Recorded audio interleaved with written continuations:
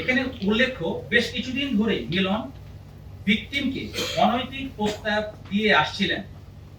ঘটনার পূর্ব রাতে আসামের ভিকটিমের বাসায় যখন তিনি খাবার আনতে যান, তখন পুনরায় ভিকটিমকে অনৈতিক প্রস্তাব প্রদান করেন।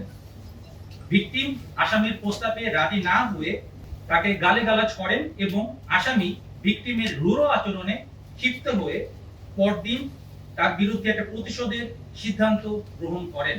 ভিকটিমের বড় বোন যখন জিমের উদ্দেশ্যে বের হয়ে যান, আসামির পূর্ব পরিকল্পনা অনুযায়ী পূর্ব থেকে সংগৃহীত নাইলনের দড়ি সহ ভিকটিমের বাসায় পুনরায় যান। প্রথমবার উনি খাবার আনার জন্য যান এবং তার বোনের সাথে বের হয়ে আসেন, বড় বোনের সাথে বের হয়ে আসেন সবার সাথে, এবং পরবর্তীতে পুনরায় তিনি তার বাসায় যান এবং অনৈতিক প্রস্তাবের ব্যাপারে আবার তাকে জানান। আসামির অনৈতিক প্রস্তাবে রাজি না হওয়ায় ভিকটিমকে এক পর্যায়ে ধস্তাধস্তির এক পর্যায়ে তাকে পিছন থেকে লাইলনের দড়ি দিয়ে তার গলায় শ্বাসরোধ করে তাকে হত্যা করার চেষ্টা করেন।